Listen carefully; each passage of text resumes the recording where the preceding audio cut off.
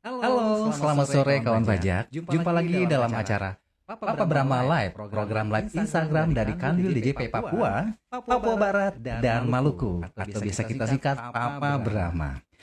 Ya, disiarkan langsung dari Kota Jayapura. Kembali lagi hadir bersama kami, tim penyuluh dari Kanwil DJP Papa Brahma. Saya Tobari, selaku host, hari ini akan menemani kawan pajak untuk membahas persoalan pajak terkini. Dan juga saya tidak sendiri, karena saya ditemani oleh rekan saya, ada Yayan Bahtiar. Beliau adalah penyuluh pajak dari Kanwil DJP Papa Brahma yang hari ini akan menemani saya menjadi narasumber untuk menjawab pertanyaan-pertanyaan dari saya sendiri selaku host dan juga dari kawan pajak yang sedang menonton di rumah. Baik, Kak Yayan, siap. apa kabar? Alhamdulillah baik. Terima kasih ya sudah mau menemani saya hari ini, memberikan informasi kepada kawan pajak. Dan saya juga ingin menyapa kawan pajak yang ada di rumah nih yang lagi nonton ya. Gimana kabarnya? Mudah-mudahan semuanya dalam keadaan sehat walafiat, tidak kurang satu apapun ya. Dan apabila ada kawan pajak yang mungkin hari ini sedang tidak enak badan, tidak fit, ya kita doakan bersama-sama yuk. Mudah-mudahan kawan pajak yang sedang tidak fit ini bisa beraktivitas, bisa fit kembali, bisa beraktivitas seperti sedia kala. Amin. Nah, kawan pajak, seperti biasa di program live ini kita akan membahas topik yang lagi hangat ya, apalagi kalau bukan masalah korteks ya. Dan kita melanjutkan dari episode selanjutnya tentang korteks ini. Dan untuk tema hari ini, ini nggak kalah seru dari episode sebelumnya ya kawan pajaknya. Kita akan membahas tentang sertifikat elektronik dan juga kode otorisasi DJP atau KODJP. Nah, di dalam obrolan ini kita nanti akan tahu nih ya, gimana sih caranya wajib pajak ini bisa mendapatkan sertel dan KODJP di akun Kortex ya. Terus juga siapa saja yang wajib melakukan itu ya. So buat kawan pajak tetap stay tune di sini. Dan untuk kawan pajak yang ingin bertanya, nanti juga kita kasih kesempatan untuk kawan pajak untuk bertanya, langsung kirimkan pertanyaannya di kolom komentar ya, atau di kolom chat di bawah ya.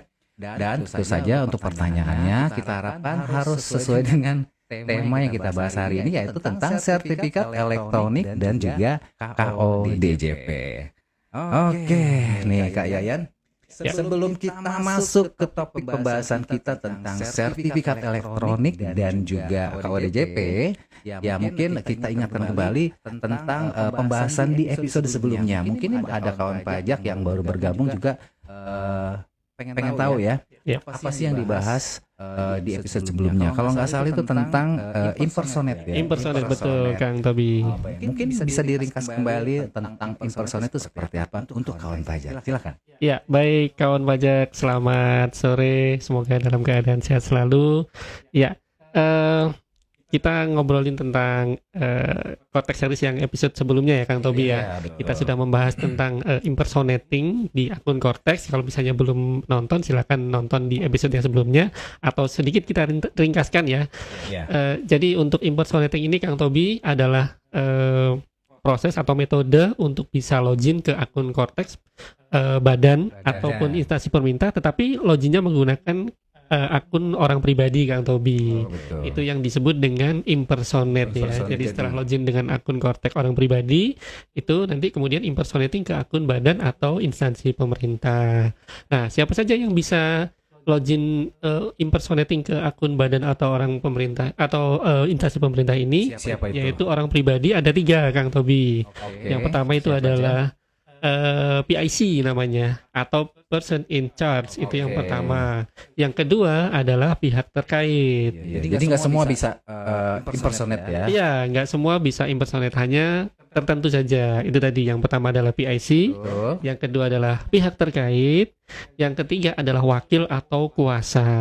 Iya. Jadi cuma ada 3 pihak ya kalau pajak untuk yang bisa impersonate akun badan atau instansi ya? Atau instansi pemerintah. Nah, siapa PIC itu? PIC itu adalah orang yang ditunjuk oleh perusahaan itu untuk sebagai super user di akun Cortex badan itu. Jadi dia punya segala kewenangan atau segala akses untuk bisa mengakses akun Cortex badan itu. Sedangkan untuk pihak terkait itu adalah pihak internal dari perusahaan selain PIC yang dia harus ditunjuk dulu. Iya, kalau PIC itu biasanya direktur, biasanya direktur atau kepala dinas kalau instansi pemerintah. Sedangkan kalau pihak terkait itu bisa selain direktur atau selain kepala dinas kalau di instansi pemerintah ya. Kalau di perusahaan biasanya mungkin komisaris atau kepala operasional atau HRD bisa ya. Kalau di instansi pemerintah itu biasanya bendahara seperti itu. Sedangkan yang terakhir adalah tadi itu adalah wakil ya atau kuasa. Nah, ini adalah pihak eksternal, pihak di luar dari perusahaan atau instansi pemerintah itu. Itu biasanya itu konsultan pajak kalau tadi. Oh, ya, jadi konsultannya masuk di yang ketiga ya. Betul. Tetapi konsultan ini juga harus konsultan yang resmi ya, yang resmi terdaftar di Sikop Kemenkeu seperti itu Kang Tobi. Oke, konsultan yang resmi terdaftar di Sikop, yang nggak sembarangan konsultan juga. Jadi benar-benar pihak ini yang memang resmi ya. Betul. Baik. Ada lagi mau ditambahkan tentang ya itu sekilas tentang impersonate. Nanti kalau misalnya kawan pajak ingin lebih tahu lebih dalam tentang impersonate sudah kita bahas yang Tobi. Jadi tinggal lihat aja siaran kita yang di episode sebelumnya seperti itu. Nah, kawan pajak itu tadi gambaran atau kita spill sedikit ya untuk episode sebelumnya. Untuk tayangan lebih utuhnya silahkan tonton episode di episode sebelumnya ya. Buat yang pengen tahu lebih detail lagi pembahasan tentang impersonate tadi. Ya. Baik, kita kembali ke laptop. Kembali ke topik ya. Ini tentang sertifikat elektronik dan juga KW digital. Nah, kita ngomong ini mungkin banyak wajib pajak atau kawan pajak yang nggak ngerti ya, belum tahu apa sih itu sertifikat elektronik. Kode otorisasi DJP itu seperti apa? Pasti saya juga mungkin belum begitu paham nih, makanya ingin minta penjelasan juga nih dari Kak Yayan ya. Pengertiannya nih apa sih yang dimaksud dengan sertifikat elektronik dan juga KODJP di dalam Cortex ini? Silakan mungkin gambaran seperti apa Kak Yayan ya. Baik Kang Tobi dan juga kawan pajak sekalian. Nah, kalau kita bicara tentang sertifikat elektronik atau kode otorisasi DJP ini ya, ini erat kaitannya dengan tanda tangan elektronik Kang Tobi atau TTE ya, kita sebutnya dengan TTE. Nah, tentunya kawan pajak pasti sudah tahu lah ya, familiar tentang apa itu tanda tangan ya, karena kan sudah ya udah jamak lah ya. Orang biasa lah menandatangani sebuah dokumen. Bahkan dulu sebelum ada tanda tangan itu ada cap jempol ya kalau dulu ya, atau cap 3 jari. Pernah ngalamin nggak Kang Tobi dulu waktu kecil? Kayaknya ngelihat orang tua deh ya yang masih pakai cap jempol. Iya, atau dulu waktu anak kecil masih belum punya tanda tangan kayak masih SD itu kan ijazahnya kan pakai cap 3 jari kan dulu ya. Jadi benar jadi ketahuan usianya nih. Iya, cap 3 jari ya. Iya, itu. Jadi itu yang dimaksud dengan tanda tangan atau pengesahan itu ya, itu secara konvensional ya. Tetapi seiring dengan perkembangan waktu atau perkembangan teknologi sekarang ini kita lebih kenalkan juga tidak hanya tanda tangan biasa, tetapi ada juga tanda tangan elektronik atau TTE, Kang Tobi. Nah, apa itu TTE? TTE itu adalah tanda tangan yang terdiri atas informasi elektronik yang dilekatkan, terasosiasi, atau juga terkait dengan informasi elektronik lainnya yang digunakan untuk alat verifikasi atau alat autentifikasi. Nah, itu yang dimaksud dengan tanda tangan elektronik, Kang Tobi. Iya. Nah, tanda tangan elektronik itu ada dua macam, ada dua macam. Yang pertama adalah tanda tangan elektronik yang tersertifikasi, jadi ada sertifikasinya itu. Yang kedua adalah tanda tangan elektronik yang tidak tersertifikasi. Nah, kita satu-satu dulu Kang Tobi. Untuk yang tanda tangan yang tersertifikasi itu penerbitnya itu ada dua. Penerbit sertifikat elektroniknya itu ada dua. Yang pertama adalah penyelenggara sertifikasi elektronik untuk instansi seperti kita ASN, dan yang kedua adalah penyelenggara sertifikat elektronik yang non instansi. Ya, nah kalau yang instansi tadi itu contohnya adalah BSSN. Nah, kita sebagai ASN kan biasanya ada tuh tanda tangan elektronik yang diterbitkan oleh BSSN ya. Nah, itu adalah penyelenggara sertifikat elektronik untuk instansi. Sedangkan kalau yang non instansi itu ada contohnya ada Privy.id, ada Vinotech, ada Signature dan segala macam. Nah, itu sama ya berarti ya. Tapi beda yang menerbitkan saja. Iya, betul. Sama-sama tersertifikasi, cuman yang satu untuk ASN atau instansi, sedangkan yang satunya lagi untuk yang non instansi, untuk swasta. Berarti kita pakai BSSN ya. Iya, kita pakai BSSN. Nah, yang kedua, yang tadi kan tersertifikasi nih, Kang Tobi. Yang kedua adalah tanda tangan elektronik yang tidak tersertifikasi, kawan pajak. Nah, itu contohnya apa? Contohnya adalah KODJP ini, kode otorisasi DJP ini. Nah, ini tidak tersertifikasi ini. Nah, kok? Kenapa tidak tersertifikasi? Karena penggunaan kode otorisasi DJP ini hanya digunakan di internal, Kang Tobi. Jadi tidak bisa digunakan untuk eksternal ya, untuk menandatangani dokumen selain di luar lingkup pajak itu tidak bisa. Jadi hanya bisa digunakan untuk lingkup pajak, dalam hal ini adalah lingkup Kortex. Iya, jadi seperti itu. Iya, betul, Kang Tobi. Tapi ini tetap sah ya di Kortex. Tetap sah di mata hukum, tetap sah. Iya. Halo, selamat sore kawan pajak. Masih bersama kami tim penyuluh pajak di Kandil DJP Papa Brahma. Ya, terima kasih sudah setia menonton acara Instagram Live dari Kandil DJP Papa Brahma ya kawan pajak.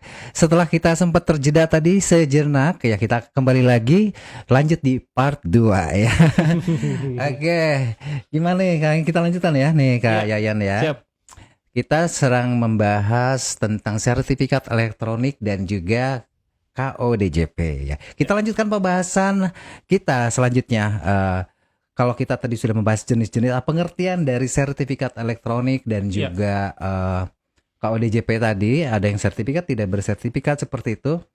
Nah, kita lanjutkan ke pertanyaan berikutnya nih kawan pajak. Apa sih keuntungan ya? Keuntungan menggunakan sertifikat atau tanda tangan elektronik ini ya. Kenapa harus menggunakan TT seperti itu Kayan? Iya, baik. Kang Tobi dan juga kawan pajak sekalian. Ya, kalau kita bicara keuntungan ya atau keunggulan dari penggunaan tanda tangan elektronik ini ya, Kang Tobi ya. Yang pertama adalah penggunaan TTE atau tanda tangan elektronik ini itu dianggap sah secara hukum. Artinya tanda tangan elektronik ini itu sah sebagaimana tanda tangan basah, Kang Tobi. Iya, di mata hukum ya itu. Syaratnya apa? Agar tanda tangan elektronik itu dianggap sah. Yang pertama adalah syaratnya TTE itu atau sertifikat elektronik itu harus terdaftar di PSRE namanya, Kang Tobi. Iya, apa itu PSRE? PSRE itu adalah penyelenggara sertifikat elektronik dan dia juga harus berinduk ke Kementerian Komdigi, Kemkomdigi itu. Nah, itu baru dianggap legal dan sah untuk digunakan di Indonesia itu. Itu adalah keunggulan yang pertama, Kang Tobi ya. Masih banyak nih sepertinya keunggulannya ya. Ada beberapa ya, nanti kita akan sebutkan ya. Yang kedua adalah keunggulannya adalah ini praktis dan efisien, Kang Tobi. Iya. Jadi praktis itu tanda tangan elektronik itu dapat mempersingkat proses ya, dan juga efisien yaitu menghemat waktu dan juga biaya operasional. Nah, kalau kita bandingkan dengan tanda tangan konvensional ya, Kang Tobi ya, tanda tangan basah ya. Nah, ini kan hanya bisa dilakukan kalau misalnya di waktu yang sama, di tempat yang sama ya, itu ya. Nah, bagaimana kalau misalnya berjauhan nih antara Jayapura dengan Jakarta misalnya, butuh tanda tangan di Jakarta tapi posisi orangnya ada di Jayapura. Nah, itu kan tanda tangan di dokumennya langsung ya. Iya, betul. Jadi, itu keterbatasan. Iya, jadi kan nggak bisa ditandatangani secara basah ya. Kalau misalnya mau tanda tangan basah, mau nggak mau orangnya datang atau dokumennya yang dikirim, kan seperti itu. Nah, itu sangat tidak efisien, tidak praktis dan tidak efisien.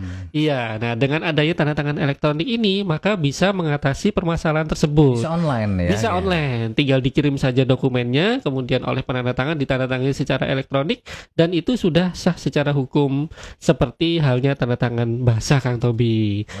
Iya, seperti itu. Kemudian yang ketiga keunggulannya adalah ini meminimalisir pemalsuan juga. Iya. Jadi jangan dikira dengan tanda tangan elektronik itu maka akan lebih gampang dipalsu. Ternyata tidak, Kang Tobi. Ternyata tidak. Karena tanda tangan elektronik itu memiliki sertifikat digital sebagai fitur keamanan yang dapat meminimalisir risiko pemalsuan gitu. Hanya yang punya dokumen atau kewenangan itu, untuk bisa melakukan tanda tangan elektronik. yang bisa. Iya, itu. Itu melekat di yang punya. Betul, melekat di pemilik dari sertifikatnya. digital itu tadi. Dan yang keunggulan yang terakhir adalah ramah lingkungan, Kang Tobi. Jadi kalau misalnya menggunakan tanda tangan basah, itu kan dokumennya perlu dicetak ya. Kertas. Betul, secara kertas. Sedangkan untuk yang tanda tangan elektronik ini tidak perlu dicetak. Cukup secara dokumen saja, mungkin PDF seperti itu, kemudian ditandatangannya juga secara elektronik. Jadi lebih ramah lingkungan, lebih green ya. Tanda tangannya juga elektronik. Iya, lebih go green. Go green karena tidak perlu mencetak kertas, tidak perlu tanda tangan basah, yang nggak bisa tadi kalau terkendala jarak dan sebagainya ya. Iya. Baik, ternyata banyak juga ya kegunaan atau keunggulan ya dibandingkan dengan tanda tangan yang konvensional. Iya, betul. Nah, untuk kawan pajak nih, ternyata menarik ya gitu untuk pengen juga dong ikutan menggunakan tanda tangan elektronik ini. Iya. Bagaimana caranya? Kemana harus mengajukan permohonan tanda tangan elektronik ini? Ya. Jadi Kang Tobi tadi sudah kita bahas ya, untuk tanda tangan elektronik itu kan ada yang tersertifikasi, ada yang tersertifikasi dan ada juga yang tidak tersertifikasi. Yang tidak tersertifikasi adalah kode otorisasi dari DJP ya. Kalau yang tersertifikasi tadi sudah kita sebutkan ada BSSN, ada Vinotek, ada Signature dan segala macam. Itu cara mendapatkannya adalah kalau misalnya yang tersertifikasi itu bisa mengajukan ke masing-masing penyelenggara sertifikat elektronik, Kang Tobi. Nah, misalnya untuk mendapatkan BSSN ya bisa ke BSSN untuk mendapatkan itu khusus sertifikat. ASN ya? Betul, itu khusus untuk ASN. Nah, kalau misalnya ASN, swasta berarti bisa ke apa tadi itu Privy.id atau Vinotek atau Signature dan segala macam, itu bisa silakan mengunjungi websitenya. Nanti di situ diikuti saja untuk bisa mendapatkan sertifikat elektronik atau tanda tangan elektronik ya. Tapi kalau yang swasta tadi, Kang Tobi, itu kelemahannya adalah mereka berbayar. Itu. Nah, bagi yang berkenan ya kita persilahkan untuk mendapatkan sertifikat elektronik dari pihak swasta tadi itu penggunaan juga cukup luas ya. Iya, karena penggunaannya betul, tidak hanya di lingkup DJP Cortex aja, tapi bisa untuk yang lain. Tetapi itu berbayar. Itu. Sedangkan untuk yang tidak tersertifikasi seperti kode otorisasi DJP tadi itu kita sediakan gratis, Kang Tobi, untuk wajib pajak. Iya. Spesial buat wajib pajak. Iya, betul. Caranya itu bisa mengajukannya di Cortex, Kang Tobi. Ya, di Cortex nanti login menggunakan login NPWP pribadi ya, kawan pajak ya. Kemudian nanti di sebelah kiri atas itu ada portal saya. Kemudian setelah itu silakan cari permintaan kode otorisasi atau sertifikat digital atau sertifikat elektronik. Kemudian silakan diisi formulirnya di situ. Kemudian tinggal disimpan saja. Nah, itu sudah mendapatkan sertifikat elektronik atau kode otorisasi dari DJP, dan itu semuanya gratis. Iya. Dan ini juga wajib dilakukan untuk semua kawan pajak. Iya, betul. Semua wajib dilakukan. Berhubungan dengan nanti kewajibannya, pelaporan pajak, pembayaran dan seterusnya itu wajib menggunakan, kan harus menandatangani. Betul. Nah, untuk menandatangani dokumen atau pelaporan pajak di dalam Cortex harus menggunakan sertifikat tadi ya. Iya. Dan yang ada di Cortex yang kita sediakan secara gratis itu namanya KO DJP. Dan itu tadi caranya gampang, tinggal masuk ke portal saya ya. Dan di situ ada permintaan kode otorisasi atau sertifikat digital. Iya, ini buat teman-teman kawan pajak ya, jangan lupa untuk yang pertama dulu mungkin aktivasi ya. Ya, aktivasi sudah pernah kita bahas, Kang Tobi, di pertemuan pertama ya. Jadi ini udah level keberapa ya sebenarnya. Tapi ini pengingatkan juga, mungkin ini udah nggak bahas tentang sertifikat nih. Tapi mungkin dia kok nggak bisa ngakses, ternyata belum aktivasi. Jangan lupa untuk aktivasi ya buat kawan pajak yang belum bisa mengakses Cortex, apalagi masuk untuk mendapatkan sertifikat elektronik ya. Jangan lupa untuk aktivasi. Oke, kita lanjut ke pertanyaan berikutnya ya. Apa tadi sudah selesai? Ya, sudah seperti itu kira-kira, Kang Tobi. Nah, tadi kan sudah dibahas kenapa ya? Kalau ada yang tersertifikasi, ada juga yang tidak tersertifikasi dan KODJP ini termasuk yang tidak tersertifikasi, Iya, tapi betul. sah gitu. Kenapa sih kenapa dia bisa dibilang tidak tersertifikasi? Iya, jadi ini sudah kita sampaikan tadi ya sebenarnya Iya, Kang Tobi ya, kawan pajak. Kenapa kode otorisasi DJP ini termasuk tanda tangan elektronik yang tidak tersertifikasi? Karena kode otorisasi DJP ini penggunaannya itu hanya untuk internal DJP aja, Kang Tobi. Jadi hanya untuk Cortex aja, tidak bisa digunakan untuk di luar Cortex itu. Itulah kenapa KUDJP ini termasuk dalam TTE yang tidak tersertifikasi. Tidak tersertifikasi. Iya, tapi jangan khawatir, meskipun tidak tersertifikasi, ini tetap sah di mata hukum.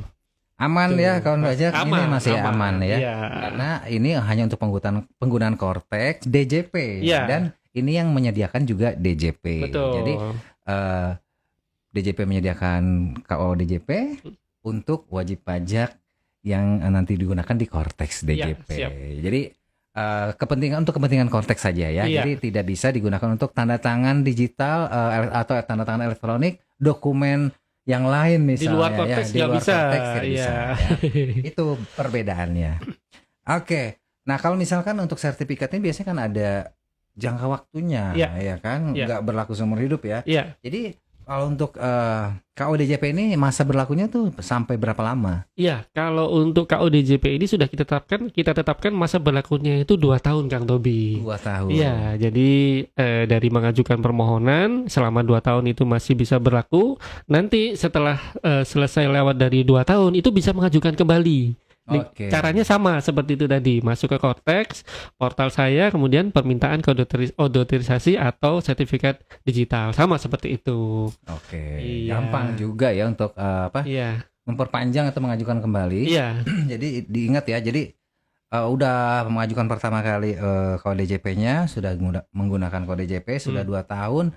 Terus nggak dicek lagi ternyata belum. Nanti kalau ketahuan pada saat mau lapor ya, kok nggak iya. bisa Kok ya, nggak bisa, ternyata sudah sudah expired ya. sudah expired, sudah Iya. kadaluarsa. Iya, dan ini Mm-mm. mudah sekali Kang Tobi, cukup diajukan di Cortex. Jadi Iya. tidak perlu datang ke KPP, tidak perlu datang ke KPP. Nah kan Sudah zamannya online. betul, gitu kan. Kalau sudah bisa dilakukan di semuanya Cortex, serba online. kita lakukan di Cortex ya kan Iya, pajak. Termasuk untuk permintaan kode otorisasi ini juga bisa dilakukan di dalam aplikasi atau dalam Cortex tadi. Iya, Nah, kita lanjut nih. Kalau tadi kan expire sudah 2 tahun, sudah tahu ya kawan pajak. Jadi ingat ya, expire-nya hanya 2 tahun. Jadi nanti sering-sering dicek ya, jangan dicuekin ya Cortex-nya ya kawan pajak ya.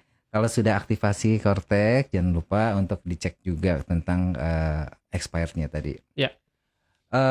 Apakah untuk semua wajib pajak ini ya harus punya ya? iya. Jadi Wajib banget nih harus punya atau gimana?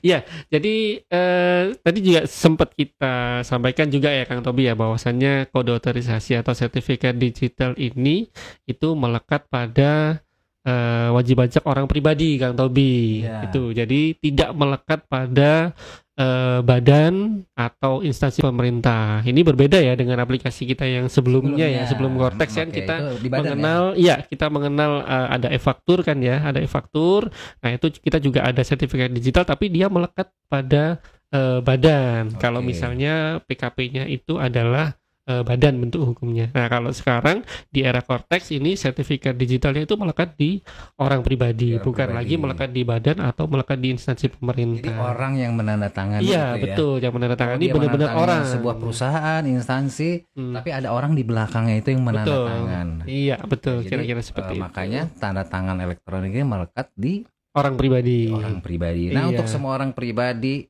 ya kawan pajak pribadi, cepetan untuk segera mengajukan permintaan kode Otorisasi. otorisasi DJP atau KODJP, karena nanti apalagi mau lapor SPT ya. Iya, SPT tahunan. Nah, itu Iya. kan harus ditandatangani dan sekarang tanda tangannya harus menggunakan tanda tangan elektronik, which is itu adalah KODJP ya untuk di Cortex-nya. iya. Dan itu permintaan elektronik itu, permintaan kode otorisasi atau sertifikat elektronik itu sudah bisa dilakukan sekarang, Kang Tobi. Jadi tidak perlu nunggu mepet-mepet Nah, mau pelaporan SPT tahunan baru mengajukan permohonan permintaan, enggak. Jadi sekarang sudah bisa diajukan permohonan. Jadi saran kita ya segera aja ya diajukan permohonan sekarang ya. Iya lagi Seperti ya, itu. ini buat kawan pajak ya. Kadang-kadang ya memang pas udah mepet-mepet baru nih pada sibuk ya. Untuk mepet per SPT tahunan. Dari sekarang sudah bisa mengajukan permintaan kode otorisasi nih untuk kawan pajak. Ya. Buat nanti pada saat kita mau lapor SPT tahunan, udah nggak pusing lagi. Ya. Kadang-kadang juga, wah ini lemot lah apa segala macam ya. Iya, Mungkin betul. karena trafficnya sangat tinggi ya pada saat di tanggal-tanggal akhir memang seperti itu. Jadi mumpung belum ramai gitu. Mulai dari sekarang silakan kawan pajak yang belum mengajukan permintaan kode otorisasi DJP silakan ya mengajukan di portal saya ya, di portal saya kemudian ada permintaan kode otorisasi. Oke kawan pajak, bisa ya? Bisa dong. Ya. Oke, buat kawan pajak yang sedang nonton sekarang silahkan nih barangkali ada yang mau bertanya mengenai KODJP dan juga sertifikat elektronik yang hari ini sedang kita bahas bersama narasumber kita Kak Yayan. Silakan, jangan ragu-ragu untuk bertanya di kolom komentar. Nanti kita jawab satu persatu, ya. Karena waktu kita nggak lama lagi. kita terbatas waktu untuk kawan pajak. Silakan. Ada yang mau bertanya? Kita cek dulu. Sepertinya belum ada nih Kak Yayan. Mungkin saya mewakili pertanyaan dari kawan pajak aja kali ya. Ya. Nah ini kan kalau misal tanda tangan itu kan ada tanda tangan palsu atau asli gitu ya. Ini tanda tangan asli atau palsu. Nah mungkin di TTE juga ada istilah palsu atau tidak atau bagaimana kalau misalnya itu ada memang bagaimana cara ngeceknya ini TTE-nya asli atau palsu ya misalnya gitu ya. Ya, jadi tidak menutup kemungkinan ya Kang Tobi ya bahwasanya untuk TTE ini kemungkinan juga ada kemungkinan dipalsukan oleh pihak-pihak yang tidak bertanggung jawab. Oke. Nah, bagaimana caranya kita mengecek dokumen itu sudah ditandatangani TTE? Nah, kita ngecek apakah TTE-nya itu asli atau tidak seperti itu ya. Nah, caranya itu cukup gampang ya kawan pajak. Caranya itu tinggal di-scan aja. Oh iya, tinggal di-scan aja. Tantangannya dalam bentuk QR code. QR code. Iya, itu tinggal di-scan aja. Jadi kalau misalnya di-scan nanti akan mengarahkan kepada link yang dia itu akan membuka dokumen tersebut. Oke. Itu. Kalau misalnya ternyata dia tidak mengarahkan ke link tertentu atau mengarahkan ke link tetapi dia bukan dokumen itu, dokumennya beda. Nah, itu berarti tanda tangannya kopian ya. Betul, itu bukan tanda tangan asli, bukan tanda tangan elektronik asli. Itu seperti itu. QR code yang sudah ada di-scan kemudian dikopikan ke situ ya. Iya, kemungkinan seperti itu. Ya, itu namanya TTE palsu ya. Iya. Bisa dipalsukan bisa, tapi gampang ngeceknya ya. Gampang sekali ngeceknya kawan Tinggal di-scan aja menggunakan HP. Iya. Untuk ngecek apakah dia mengandung link yang menuju ke dokumen yang dimaksud. Betul. Ya. Oke kawan pajak, masih ditunggu pertanyaannya. Oke, sudah ada satu pertanyaan dari kawan pajak. Dari Kak Dini, ini kalau saya lupa password gimana Kak? Ini password, iya karena ini kan ada sertifikat, ada mungkin masukin password atau sertifikat apa namanya passphrase ya. Passphrase ya. Nah, kalau lupa passphrase gimana? Iya. Baik, kawan pajak, kalau misalnya kawan pajak mengalami kejadian lupa passphrase ya, mungkin karena ini ya, kalau misalnya SPT tahunan orang pribadi kan 1 kali setahun ya, Kang Tobi ya. Jadi sekarang sudah buat, lupa nggak dicatat, ternyata tahun depan mau lapor lagi, karena udah terlalu lama gitu ya. Waduh, apa ya passphrase saya ya? Lupa gitu ya. Nah, caranya gampang sekali kawan pajak. Kawan pajak tinggal mengajukan kembali permintaan kode otorisasi atau sertifikat elektronik seperti saat sebelum punya itu. Jadi sama seperti itu ininya. Ternyata gampang caranya. Sekali. Iya. Tinggal masuk ke permintaan kode otorisasi lagi. Iya. Nanti di situ suruh input lagi ya. Sama. Baru ya. Sama seperti Jadi permintaan prosesnya awal. sama ya? Prosesnya sama seperti permintaan awal kode otorisasi. Oke. Iya. Karena ini hal yang manusiawi sekali ya kalau Iya, orang betul. lupa. Ya, yang biasa kemarin kan lupa Evin. Iya. Kalau sekarang nanti mungkin ada lupa passphrase dan Iya. semuanya bisa diakses sendiri oleh kawan pajak ya. Betul. Ke akun Cortex-nya masing-masing. Iya. Lebih mudah, tidak perlu kantor pajak kali. Kalau lupa Evin kan Harus ke kantor pajak ya. Kantor pajak. Dan itu ke kantor pajak ini kalau badan ke kantor pajak terdaftar ya. Betul. Nah, itu. Kalau sekarang di Cortex lupa passphrase, tinggal masuk lagi ke Cortex, ajukan permintaan lagi ya. Iya, betul. Permintaan kode otorisasi. Simple ya kawan pajak. Dan terima kasih nih buat Kak Dini yang sudah mengajukan pertanyaan. Mungkin benar juga ini tadi belum dibahas ya tentang lupa ini ternyata diingatkan. Terima kasih loh Kak Dini sudah mengingatkan bahwa ini penting banget ini bagaimana cara mengatasi lupa ini ya. Kelupaan yang namanya sifat manusia ini. Terima kasih sekali lagi Kak Dini atas pertanyaannya. Sehingga mengingatkan kita untuk membahas masalah lupa passphrase ya atau lupa password ini. Oke. Masih ada lagi pertanyaan Kak? Oke siap, terima kasih Kak. Iya sama-sama Kak Dini, sehat selalu ya Kak Dini. Oke, untuk pertanyaan berikut sepertinya sudah tidak ada pertanyaan. Sekali lagi terima kasih buat kawan pajak yang sudah menyaksikan Instagram live dari Kandul DJP Papa Brahma hari ini. Mudah-mudahan apa yang kita sampaikan hari ini loh ini udah closing. Iya, mudah-mudahan apa yang kita sampaikan hari ini bermanfaat untuk seluruh kawan pajak yang menyaksikan. Mungkin kita tutup dari closing dari Kak Yayan, mungkin silakan Kak Yayan. Iya, baik kawan pajak, sesuai dengan tema kita hari ini yaitu sertifikat elektronik atau kode otorisasi DJP, bahwasanya sertifikat elektronik atau kode otorisasi DJP ini kita harapkan untuk bisa segera diajukan ya oleh seluruh kawan pajak, wajib pajak, utamanya untuk wajib pajak orang pribadi ya. Tidak perlu menunggu sampai nanti misal untuk pelaporan SPT tahunan ya 31 Maret nanti tidak perlu menunggu. Sekarang pun sudah bisa diajukan permohonan kode otorisasi DJP, jadi segera saja mengajukan permohonan kode otorisasi DJP di akun Kortex masing-masing kawan pajak. Seperti itu Kang Tobi. Baik, ya. Begitu ya kawan pajak ya. Terima kasih Kang Yayan. Sama-sama. Tiara sudah menemani saya dan juga menemani kawan pajak di rumah membahas tentang sertifikat elektronik dan KO DJP. Baik, kawan pajak, sebelum saya akhiri saya mengingatkan juga untuk kawan pajak bahwa untuk selalu waspada terhadap tindakan penipuan, aksi-aksi penipuan yang sedang marak-maraknya ya hari-hari ini ya, terakhir ini. Jadi misalnya ada telepon atau WA atau email yang mencurigakan, silakan kawan pajak menghubungi layanan kering pajak ya. Ada aplikasi M-Pajak palsu juga ya. Ada M-Pajak palsu juga. Itu. Jadi harus waspada ya kawan pajak. Silakan hubungi untuk mengklarifikasi, hubungi ke 1.500-200 di kering pajak atau bisa konfirmasi ke KPP terdaftar kawan pajak ya. Untuk layanan WA juga mungkin bisa ya ditanyakan WA resmi yang sudah tercantum di profil Instagram kami di sini, silakan di WA saja untuk misalnya ada kok saya dapat surat ini, dapat teguran ini, misalnya apakah ini benar, silakan lebih waspada. Lebih baik kita bertanya terlebih dahulu sebelum melakukan respon terhadap kabar atau berita atau informasi yang disampaikan oleh penipu tersebut. Dan atas seluruh layanan yang kita lakukan kepada wajib pajak itu gratis ya. Jadi jangan percaya kalau misalnya ada yang mengatasnamakan DJP meminta biaya layanan. Ya semua layanan di DJP itu gratis. Oke. Dan untuk kawan pajak yang ingin mengetahui update informasi terbaru terkait perpajakan, jangan lupa untuk subscribe, untuk like dan juga komen ya di postingan-postingan kita. Yang sudah follow tentunya ya, jangan lupa follow yang belum follow ya. Baik, terima kasih kepada kawan pajak sekali lagi atas perhatiannya dan juga untuk narasumber terima kasih banyak. Sama-sama Kang Tobi. Mohon maaf apabila ada kesalahan kata yang kita lakukan sepanjang acara ini. Sampai jumpa di episode selanjutnya. Wassalamualaikum warahmatullahi wabarakatuh. Pajak tumbuh, Indonesia tangguh. Yeay.